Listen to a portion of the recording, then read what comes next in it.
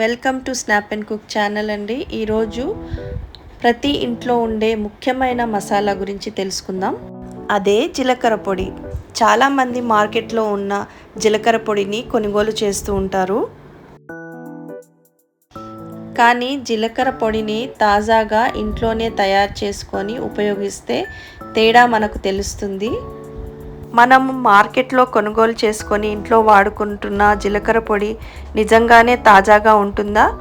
అది ఎంతకాలంగా ప్యాకింగ్ చేసి పెట్టారో మీకేమన్నా తెలుసా? అందుకే ఫ్రెండ్స్, చాలామంది ఇంట్లోనే ఫ్రెష్గా తాజాగా జీలకర్ర పొడిని చేసుకోవడానికి ఇష్టపడుతున్నారు.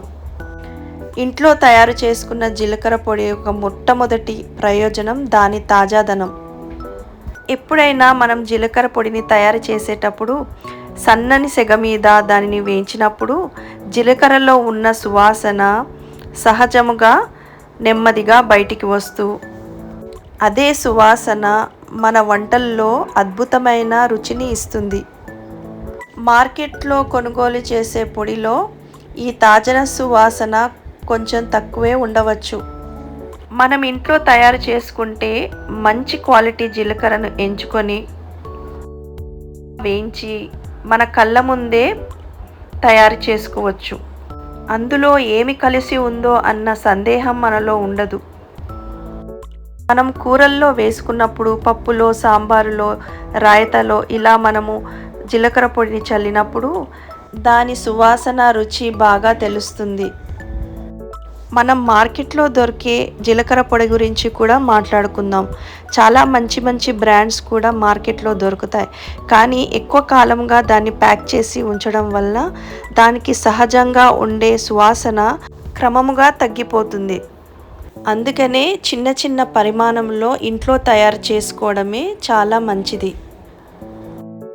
ఇంకొక ముఖ్యమైన విషయం ఏంటంటే, మనము జీలకర్ర పొడిగా మార్కెట్లో కొనుక్కోవడం కంటే ఇలా గింజలుగా మనం కొనుక్కొని అవసరమైనప్పుడు కొద్ది కొద్దిగా వేయించుకొని పొడి చేసుకొని వాడుకుంటే ప్రతిసారి ఫ్రెష్ జీలకర్ర పొడిని వాడినట్టుగా ఉంటుంది.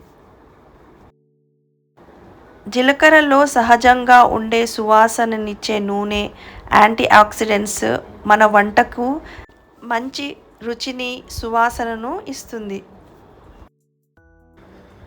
తాజా జీలకర్రను వేయించి వెంటనే పొడిని చేస్తే ఆ సహజ గుణాలు, సువాసన ఎక్కువగా నిల్వ ఉంటాయి.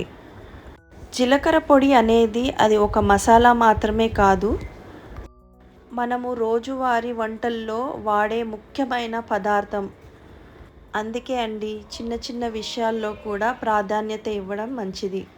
జీలకర్ర పొడి ఇంట్లో తయారు చేయడం కూడా చాలా సులభం. ఒక మందపాటి కడాయిని తీసుకొని పొయ్యి మీద పెట్టి జీలకర్రను వేసి నెమ్మదిగా వేయించుకోవాలి.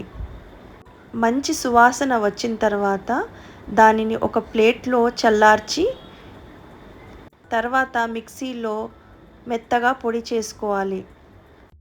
ఒక గ్లాస్ ఎయిర్ టైట్ కంటైనర్లో నిల్వ చేసుకుంటే చాలా కాలం వరకు తాజాగా ఉంటుంది. ఇలా తాజాగా ఇంట్లో జీలకర్ర పొడిని తయారు చేసుకుంటే మీ వంటలు చాలా రుచిగా, సువాసనగా ఉంటాయి. ఒక్కసారి మీరు ఇంట్లో తయారు చేసుకొని చూడండి, తేడా మీకే తెలుస్తుంది. ఈ వీడియో మీకు ఒకవేళ ఉపయోగకరంగా అనిపిస్తే తప్పకుండా లైక్ చేయండి. మరిన్ని ఇలాంటి సులభమైన, రుచికరమైన వంటకాలు, కిచెన్ టిప్స్ కోసం మీరు మా ఛానల్ని సబ్స్క్రైబ్ చేసుకోవడం మర్చిపోకండి.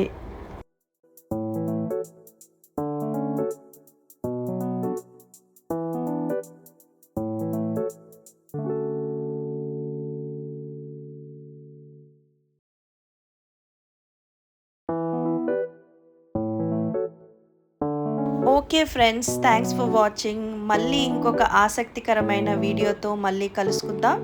అంతవరకు take good care of yourself. Bye.